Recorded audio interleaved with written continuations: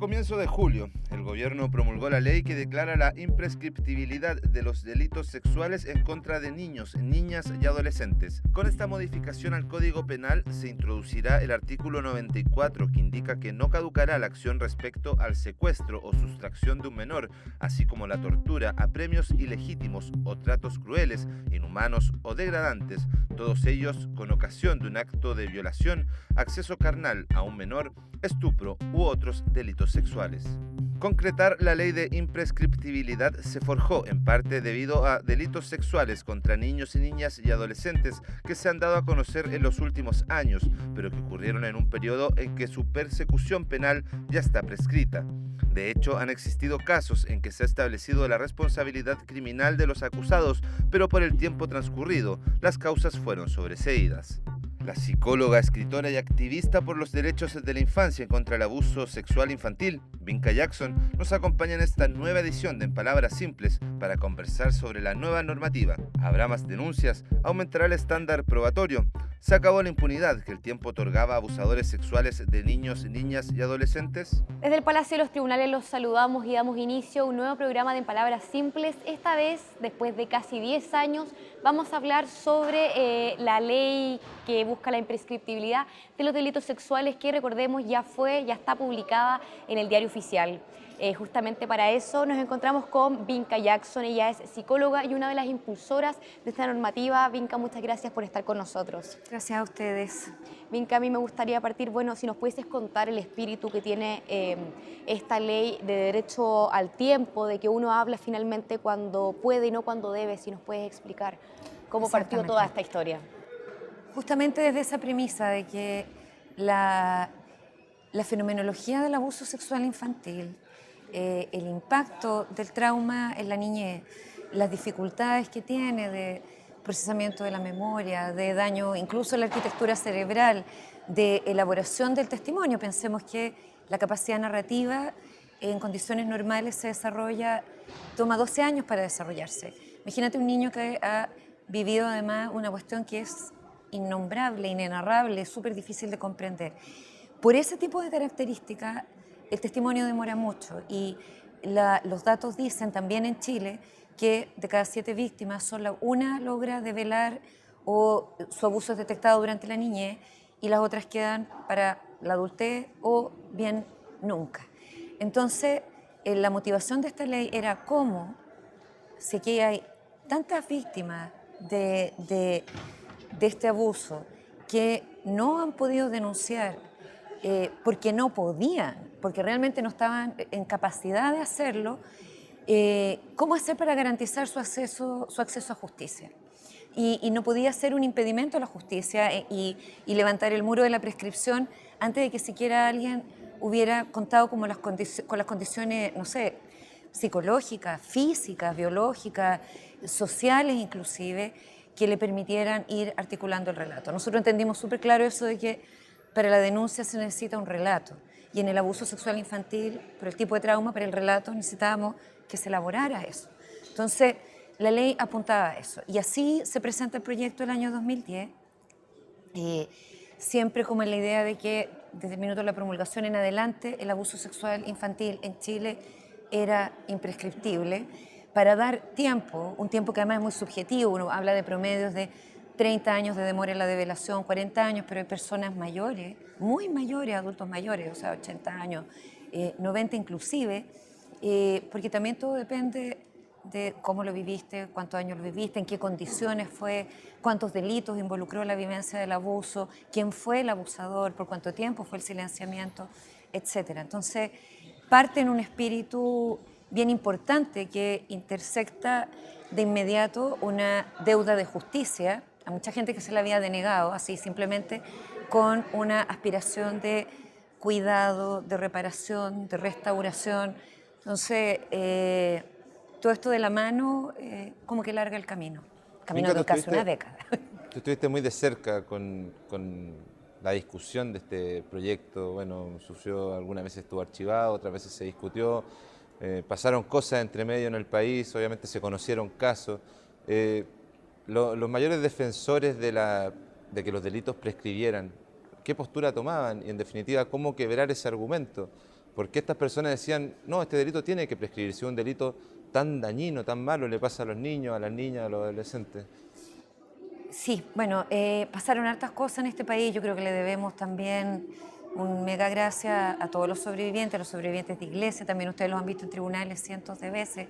Y, y bueno, los argumentos, muchos tenían que ver, yo creo que con una cuestión de estructura mental del derecho, donde hay ciertos principios que casi tienen como valor de dogma religioso, como que no se pueden cuestionar, no se pueden discutir. Muchas veces nos dijeron, no solo es imposible esto en Chile, sino que básicamente una insolencia o una suerte de agresión al Estado de Derecho, y nosotros creíamos que no, que ya el mundo había demostrado que en otros tipos de crímenes donde también era muy difícil para la víctima el acceso a justicia, como en los casos de violación de derechos humanos, se había podido revisar la prescripción. Ahora, yo creo que nosotros pensamos muy bien también, desde el apoyo a los senadores que están empujando este proyecto, cómo desde los sobrevivientes, nosotros, la sociedad civil, apoyar la ley. Y una de las primeras cosas, yo cuñé el término derecho al tiempo porque compartí harto con abogados y me daba cuenta de la resistencia que generaba hablar de imprescriptibilidad. Imagínate de retroactividad también, que ha sido otro tema que recién se está comenzando a conversar. Y empezamos a explicar esto con evidencia científica, desde la medicina, desde la neurobiología.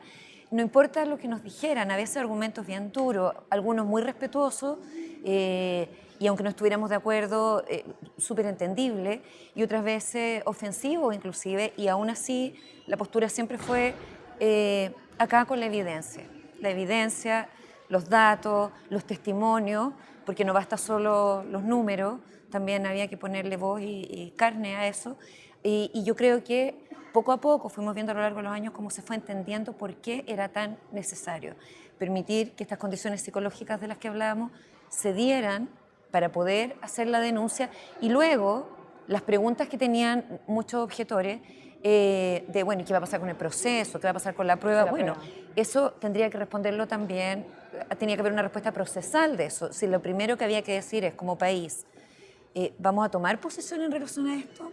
¿Vamos a seguir negándole el derecho a la denuncia a todas estas víctimas que no es que renunciaron a él, simplemente no eran capaces de hacerlo, o no? Y la toma de posición fue súper clara, empezamos a ver poco a poco.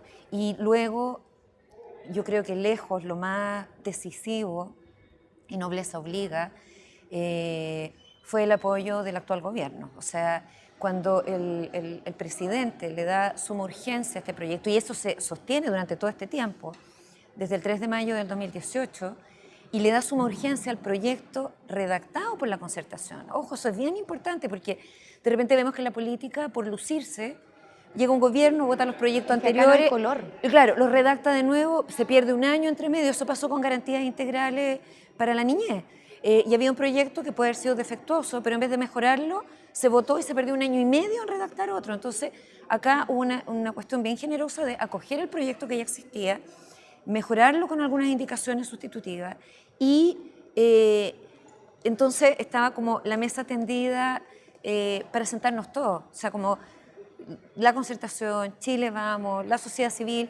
El proyecto era en el fondo un nuestro, o sea, de verdad que aquí todos podían hablar de nuestro proyecto de ley, y en un año vimos que cada votación de la Cámara de Diputados y del Senado fue unánime por la imprescriptibilidad. Vinca, y respecto a la retroactividad, ustedes como sobrevivientes, ¿cómo se toman ese concepto? Buena pregunta. Ahora, pensemos que la imprescriptibilidad llevó una década de procesos, argumentos, testimonios y cambios de mentalidad. De retroactividad se comenzó a conversar recién en julio del año pasado, o sea, un año apenas, gracias a dos senadoras mujeres, que son las que abren el camino, la senadora Goich y la senadora Rincón. Luego siguen en la Cámara estos últimos meses los diputados Zafirio y Walker. Y de verdad, mira, yo no soy abogada, soy psicóloga, entonces uno obviamente que mira las leyes, primero que nada como leyes modernas, o sea, en base a evidencia, no a ocurrencias arbitrarias o intuitivas, y también en base a las evoluciones del derecho. Y uno ve que las leyes pueden estar al servicio de las personas. O sea, sin personas no existirían leyes, así de simple. Pero escuchando a varios expertos y académicos que fueron, incluso los que más favorables eran a la idea y al apoyo ético, cuerdo, súper sensato. Si algo ya consensuamos que no puede prescribir, debería ser el tiempo incondicional hacia adelante y hacia atrás.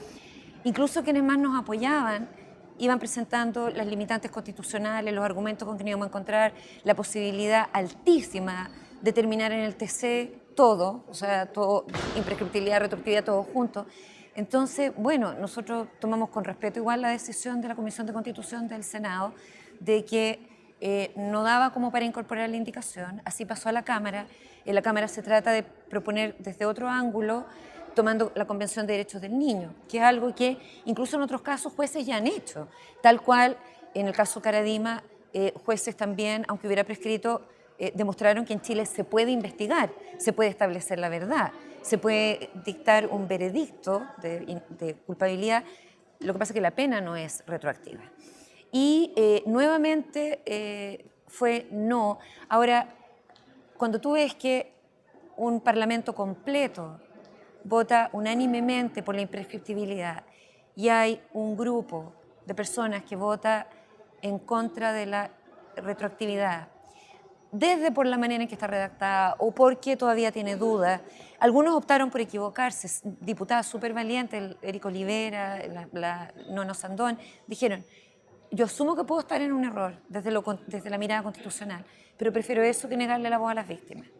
Pero otras personas que son abogados también no estaban seguros. Entonces, tampoco es como para demonizar esa votación si esas mismas personas apoyaron unánimemente la imprescriptibilidad. ¿Qué es lo importante? Es lo que ha pasado acá. Sigue siendo una aspiración la retroactividad o la búsqueda de alguna fórmula que dé solución a las miles y miles de víctimas que jamás pudieron denunciar, que jamás pudieron acceder a justicia. Hay países que han creado comisiones de reparación con medidas que luego se han tomado en materia de salud, restitutivas de daños, etc. Ojo que la ley que se acaba de aprobar y promulgar, y hoy salió en el diario oficial, yo de verdad me es súper difícil como creerlo, es imprescriptibilidad penal y civil, también se pueden demandar daños. Creo que con ingenio, con inteligencia y con voluntad, desde el derecho pueden surgir las respuestas. Hemos escuchado académicos que es como, no estamos seguros, pero tenemos claro que aquí hay una deuda. Entonces, quizás es un tema de mayor tiempo, de ver otras experiencias en otros países. En ningún país, en todo caso, existe la retroactividad todavía. Vinca, bueno, esto ya es ley, obviamente. Los delitos son imprescriptibles, los delitos sexuales, de abuso sexual, violación. Pero hemos visto también muchos casos donde no hay un abuso propiamente tal. Hablamos del abuso de conciencia, por ejemplo, que muchas personas vinculadas a la iglesia lo sufrieron. En el mismo caso de Caradima se conocieron muchos casos de algunos sacerdotes o algunas personas que participaban en la iglesia que también lo sufrieron. ¿Se podrá hacer algo con eso también en adelante? Porque son personas que también quedaron muy afectadas y que también tuvieron un problema psicológico muy grave y que obviamente vivieron su adolescencia con un temor que a lo mejor recién están empezando a entender. Yo creo que nada es imposible. Yo creo que si algo aprendimos a lo largo de este proceso, porque yo creo que pocas leyes enfrentaron resistencias tan grandes y tan como esta. O sea, toneladas de argumentos, amenazas incluso, o sea, una serie de situaciones bien hostiles al comienzo, como no se puede. Claro que sí. Ahora yo creo que el primer paso que Chile da, y es bien histórico, y este gobierno va a pasar a la historia por esto, junto a otros países que también no son tantos todavía, pero ya lo han hecho, es que todos los delitos que tienen que ver con el abuso sexual infantil ya no prescriben. Mucho del abuso sexual infantil va acompañado de abuso de conciencia también, entonces de alguna manera ya está abriendo ahí la ventana. Hay países donde los delitos o los crímenes que entrañan violencia sexual, no solo contra la infancia, que por lejos son los más indefensos, eso estamos de acuerdo, todo crimen que entrañe violencia sexual no prescribe. También podríamos llegar a aspirar a eso. Perú lo está haciendo así. No es solo los delitos sexuales contra niños y niñas y adolescentes, es contra quien sea. Yo creo que esto es un primer paso, y un primer paso enorme. O sea, hay un cambio de paradigma, lo dijeron los propios senadores, en el derecho penal como no se había visto en no sé cuántas décadas. O sea, realmente grande.